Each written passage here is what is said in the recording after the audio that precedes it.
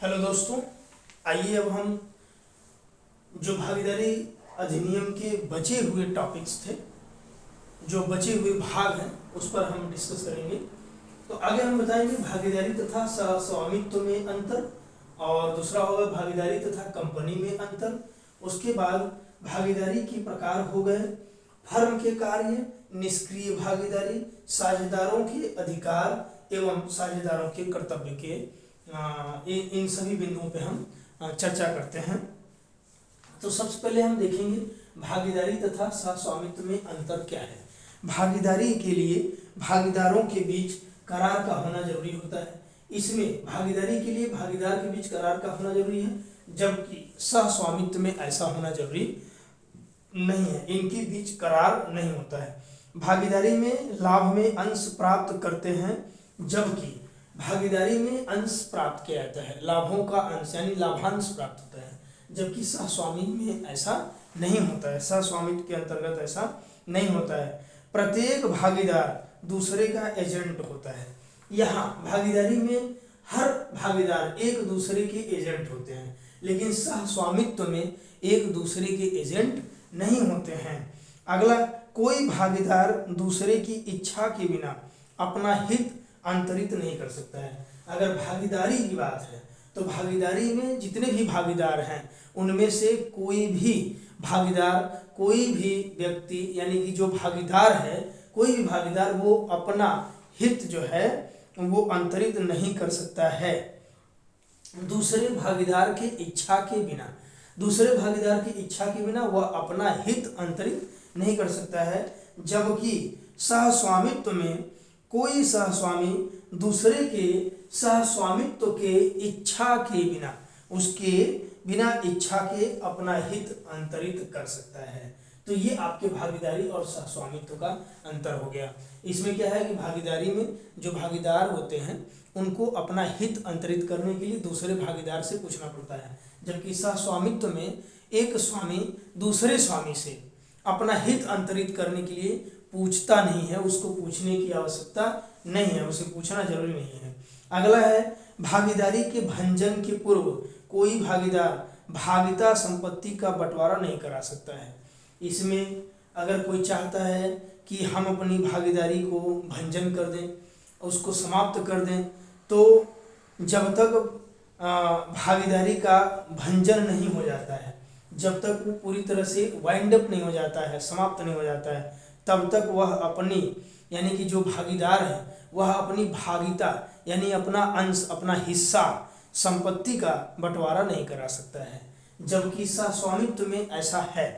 सहस्वामी अपनी संपत्ति का हिस्सा कभी भी चाहे बेच सकता है, उसका बंटवारा करा सकता है। तो ये रहा भागीदारी तथा सहस्वामित्व में अंतर। अगला है भागीदारी तथा कंपनी में अंतर। तो भागीदारी तथा कंपनी का अंतर देखें। भागीदारी या फर्म विधिक व्यक्ति नहीं होता है। ये जो भागीदारी है या इसको फर्म कहते हैं, तो ये विधिक व्यक्ति नहीं होता है, जबकि कंपनी जो है, कंपनी विधिक व्यक्ति होता है। इसको लीगल पर्सन नहीं कह सकते हैं, ये लीगल पर्सन नहीं है, जबकि कंपनी जो है ये लीगल पर्सन होता है। दूसरा अंतर देखें, भागीदारी में करार की आवश्यकता होती है। भागीदारी में करार की आवश्यकता होती है, जबकि कंपनी के लिए करार के अलावा अन्य औपचारिकताओं की भी आवश्यकता होती है। इसमें करार तो होगा ही होगा, करार के अलावा और भी अन्य औपचारिकताओं को पूरा किए जाने की आवश्यकता होती है। भागीदार अपने अंश का अंतरण स्वतंत्रता पूर्वक नहीं कर सकता है, जबकि कंपनी के अंश का अंतरण स्वतंत्रता पूर्वक हो सकता है। अगर कंपनी में कोई अंश है तो उसका यदि कोई चाहे तो स्वतंत्रता पूर्वक जो कंपनी में जुड़े हुए हैं, कंपनी के जो हिस्सेदार हैं, वो लोग अपने अंश का स्वतंत्रता पूर्वक अंतरण कर सकते हैं, जबकि भागीदारी में ऐसा संभव नहीं है। कोई भागीदार अपनी फर्म से संविदा नहीं कर सकता। जो भागीदारी है, भागीदारी में कोई भागीदार जो है वो अपने फर्म से संविदा नहीं कर सकता है, जबकि कंपनी का कोई भी अंशधारी कंपनी से संविदा कर सकता है। किसी भागीदार की मृत्यु पर भागीदारी का भंजन हो जाता है।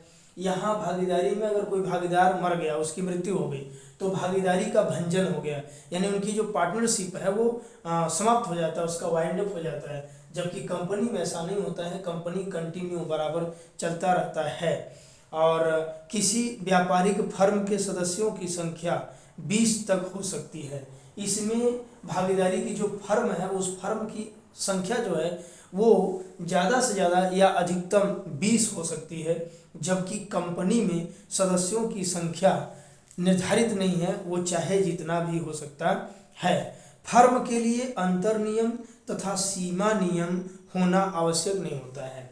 कोई फर्म है, चाहे भागीदार है, उसके लिए कोई सीमा नियम या अंतर नियम का होना आवश्यक नहीं होता है। जबकि कंपनी के लिए इन दोनों का होना जरूरी होता है, इन दोनों का होना अति आवश्यक होता है।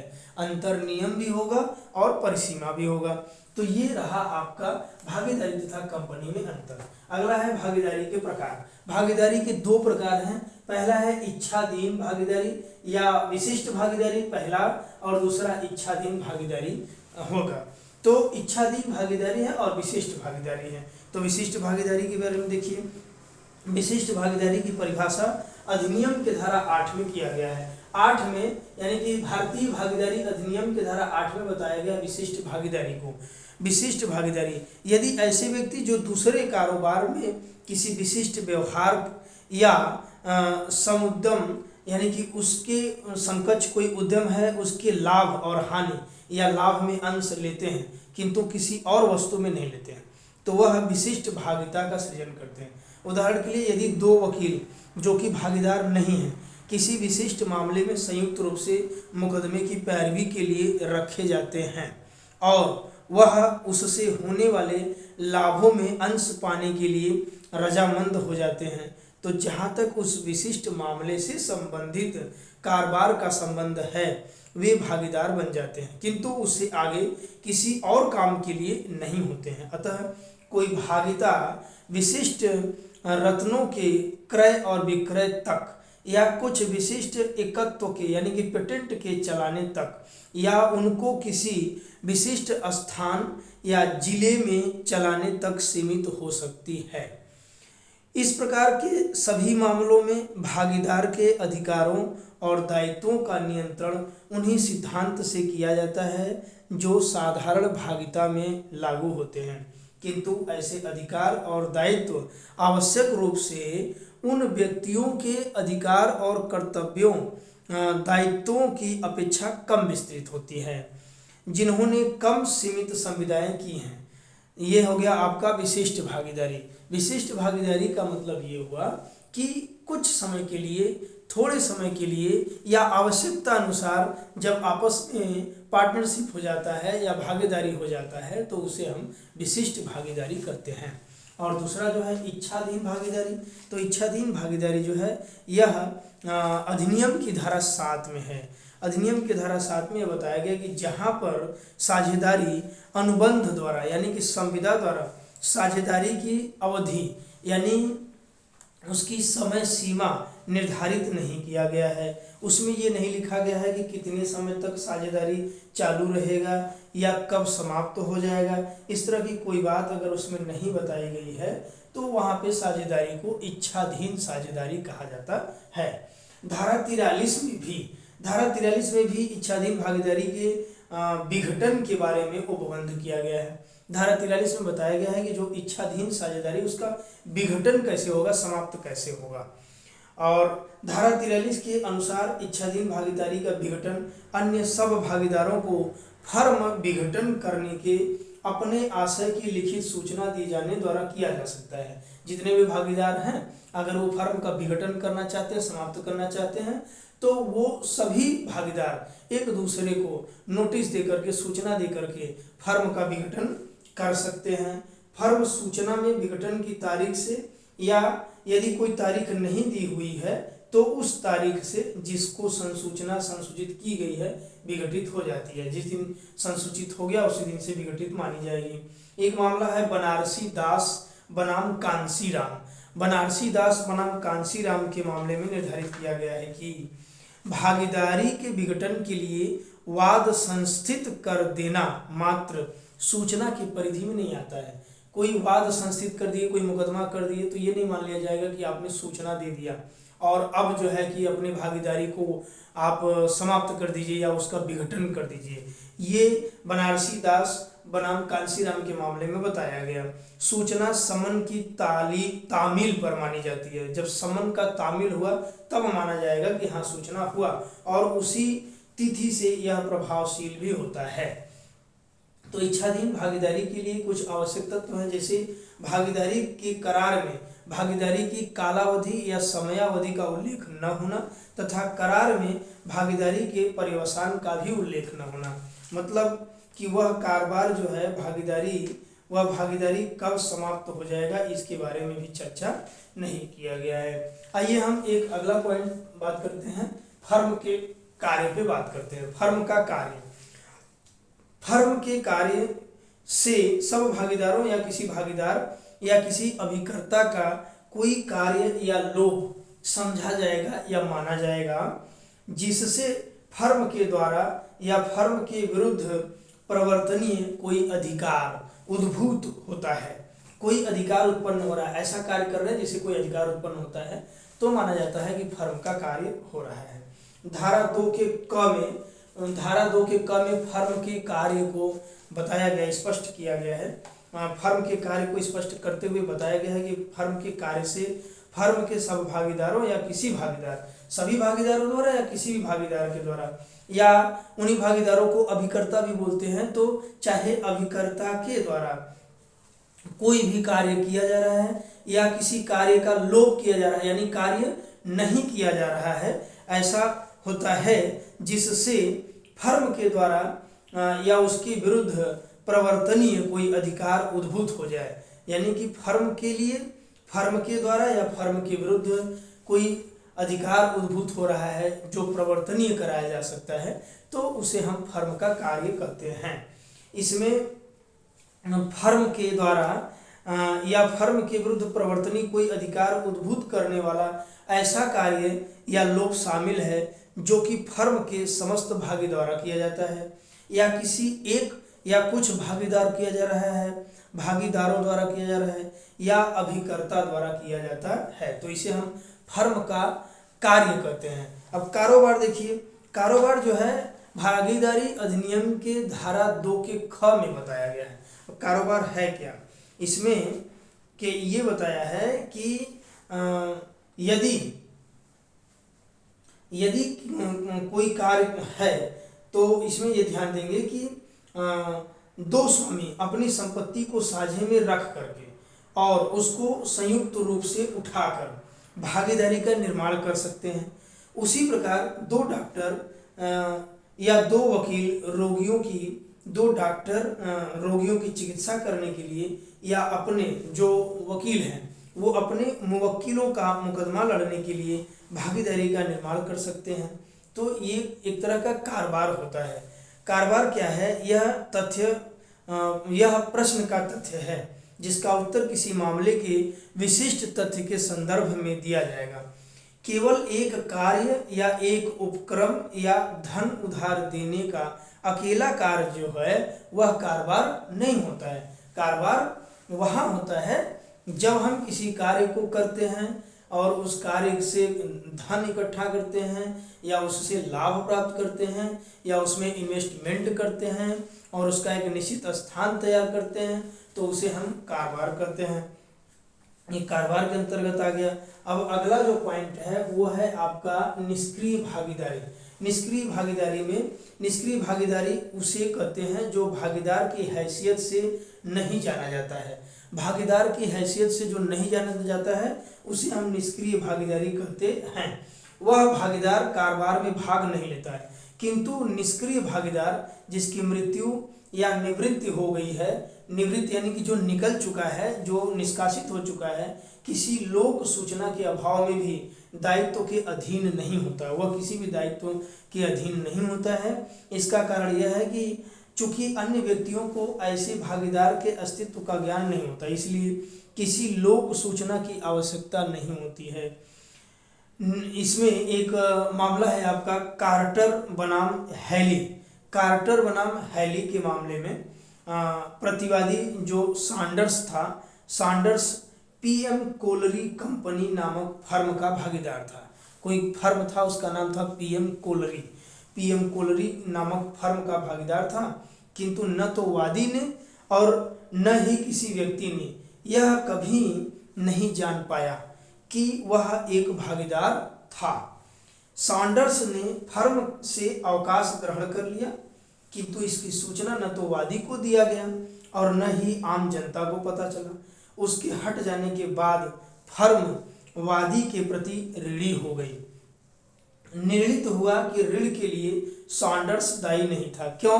क्योंकि कंपनी का नाम इस बात की सूचना नहीं देता था कि इस फर्म का निर्माण कौन कौन लोग करते हैं, और सैंडर्स स्वयं वादी या जनता से अज्ञात था कि वह फर्म में भागीदार है।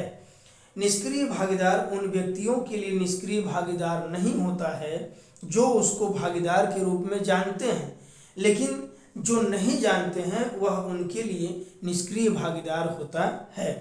और उनके प्रति, यानी कि जो लोग उसे जानते हैं कि वह भागीदार है, जिनके लिए वह भागीदार के रूप में जाना जाता है, उनके प्रति उसका दायित्वहीन होना उस समय तक बना रहता है जब तक वह उनको अपनी निवृत्ति की लोक सूचना नहीं दे देता है, जब तक कि वह उन्हें ये जानकारी नहीं दे देता है या बता नहीं देता है कि अब मैं इस फर्म का भागीदार नहीं हूँ, तब तक वह भागीदार के रूप में ही माना जाता है। यदि वह बिना बताए निवृत्त हो गया या उसकी मृत्यु हो जाती है, पता नहीं चलता है, किसी को जानकारी नहीं है कि जो फला भागीदार है उसकी मृत्यु हो चुकी है, तो उसे निष्क्रिय भागीदार कहा जाता है। अब हम बात करेंगे साझेदारों के अधिकार एवं कर्तव्य।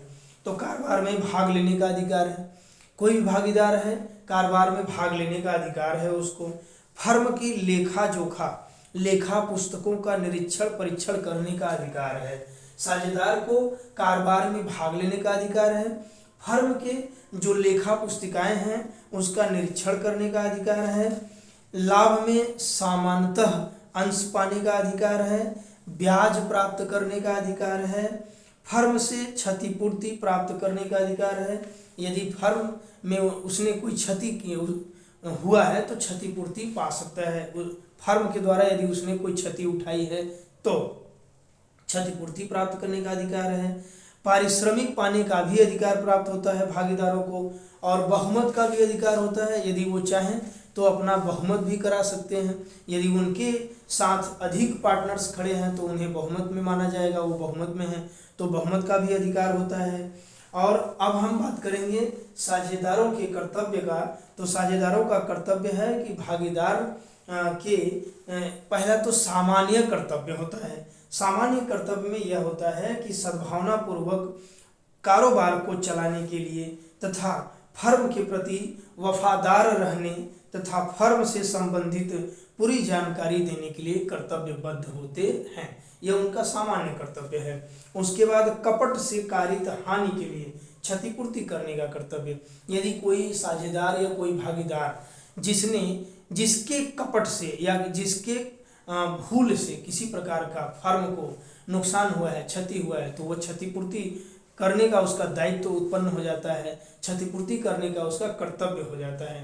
कारोबार के संचालन से संबंधी कार्य, कारोबार के संचालन के लिए जो भी उसका कर्तव्य है उस कर्तव्य का वह पालन करे।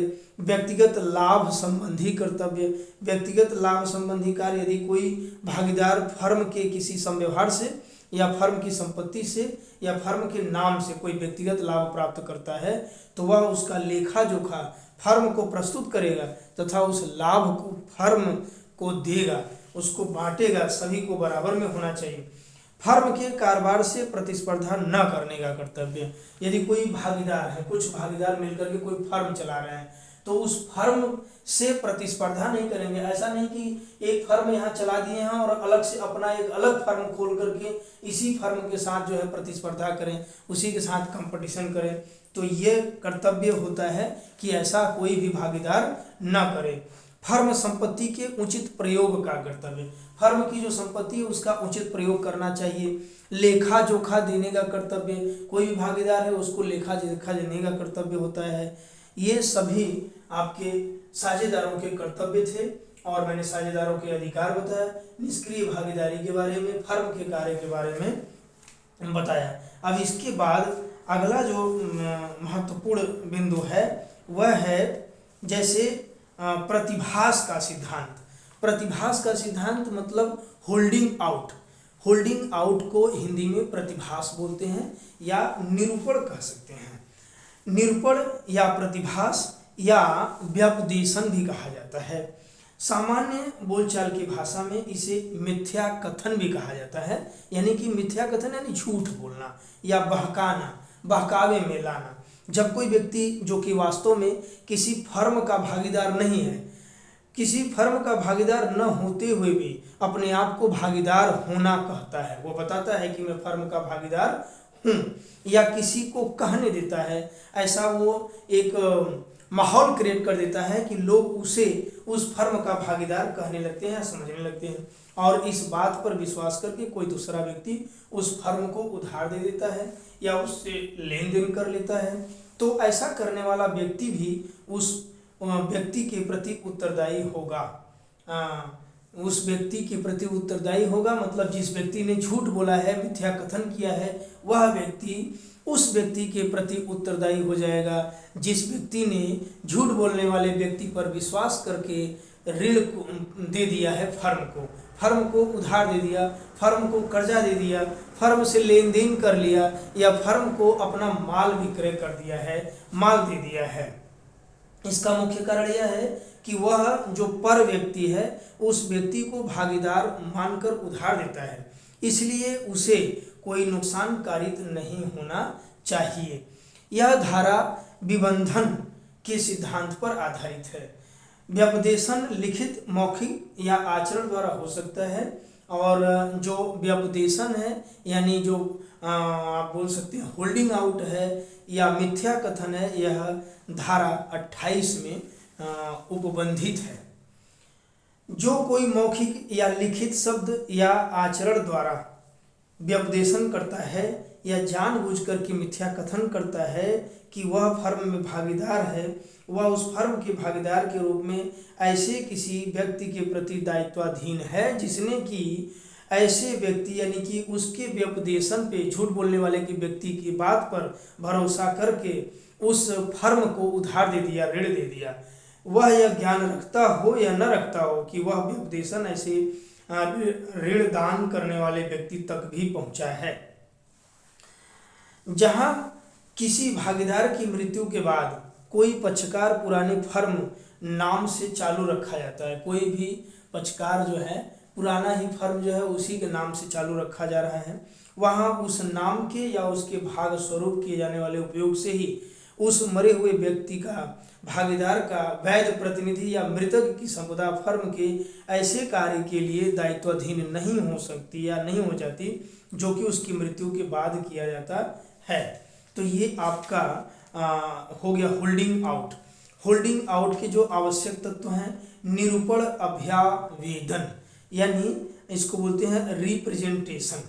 प्रतिवादी का जो कथन है या उसका जो आचरण है उससे अपने फर्म का साझेदार निरूपित किया गया हो या किसी अन्य व्यक्ति को ऐसा निरूपण करने के लिए अनुमति दी गई हो, या तो उसने मिथ्या कथन किया है या मिथ्या कथन करने दिया गया है, ये आवश्यक तत्व है। और दूसरा है व्यपदेशन के भरोसे उस फर्म को ऋण दे दिया गया हो।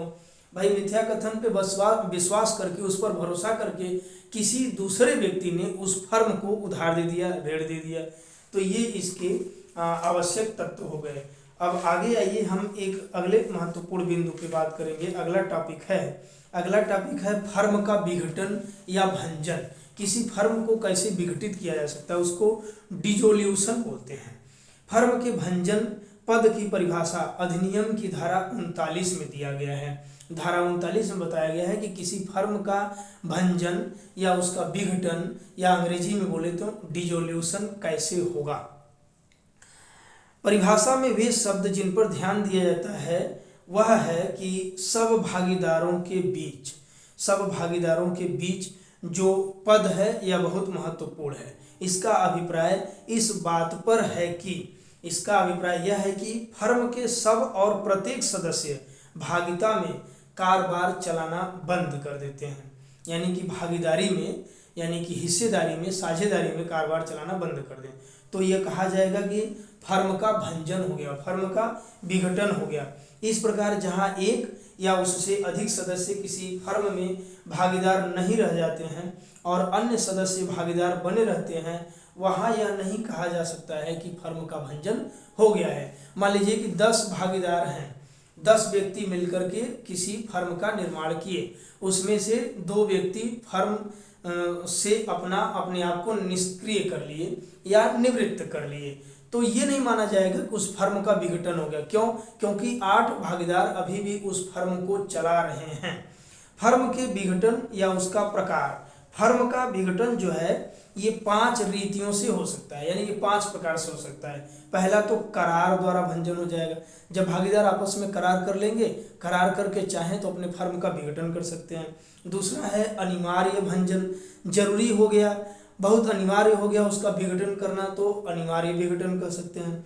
किन्हीं आकस्मिकताओं के घटित होने पर भंजन, कोई आकस्मिकता घटना हो गया, आकस्मिक घटना की घट जाने से उस फर्म का विघटन किया गया, भंजन किया गया। इच्छाधीन भागीता की सूचना द्वारा, इच्छाधीन भागीदारी है, इच्छाधीन भागीदारी में सूचना दिया गया, सूचना दे करके फर्म का भंजन कर दिया गया, विघटन कर गया। और पांचवा विघटन का जो तरीका है वह है न्यायालय द्वारा विघटन। न्यायालय भी चाहे तो फर्म का विघटन कर सकता है। अब न्यायालय द्वारा विघटन कब होगा और कैसे होगा और किस आधार पर होगा? न्यायालय द्वारा विघटन होगा अधिनियम के धारा 44 के अंतर्गत यह बात बताया गया है। इसके अंतर्गत प्रावधान किया गया है कि न्यायालय निम्नलिखित तरीके से किसी फर्म का विघटन कर सकता है। कब कब करेगा? जब कोई भागीदार विकृत चित्त हो गया है, यानी कि वह इनसेन हो गया है, और जब कोई भागीदार अपने कर्तव्य का पालन करने में स्थायी रूप से असमर्थ हो गया, कोई भागीदार अपने कर्तव्य का पालन नहीं कर पा रहा है, जब कोई भागीदार ऐसा आचरण करे जिससे फर्म के कारोबार पर प्रतिकूल प्रभाव पड़ रहा है, जब कोई भागीदार जानबूझकर बार बार करार भंग कर रहा है, जब कोई भागीदार फर्म के अपने संपूर्ण हित किसी अन्य व्यक्ति को अंतरित कर दिया है, अंतरित करने का प्रयास कर रहा है, बार बार जो है आपस में न्यूसेंस क्रिएट कर रहा है, जब फर्म के कारोबार में निरंतर हानि होने लगता है, जब फर्म के कारोबार में कोई लाभ नहीं हो रहा है बल्कि हानि हो रहा है, तब यह जरूरी समझा जाता है कि फर्म का विघटन कर दिया जाना चाहिए, उसका भंजन कर दिया जाना चाहिए। जब अन्य कोई न्यायसंगत और साम्यपूर्ण आधार हो, यदि ऐसी कोई आधार उत्पन्न हुई है जो न्याय संगत है, तर्क संगत है, तो उस न्याय संगत, तर्क संगत या साम्यपूर्ण आधार पर किसी फर्म का विघटन न्यायालय द्वारा किया जा सकता है। तो दोस्तों, यह रहा आपके भागीदारी अधिनियम पे महत्वपूर्ण बिंदुओं पे जो है एक छोटा सा वीडियो लेक्चर। इसे आप लोग देखेंगे, सब्सक्राइब करेंगे, शेयर करेंगे, इससे आपको आपके एग्जाम में काफ़ी सहायता मिलेगा। बहुत बहुत धन्यवाद।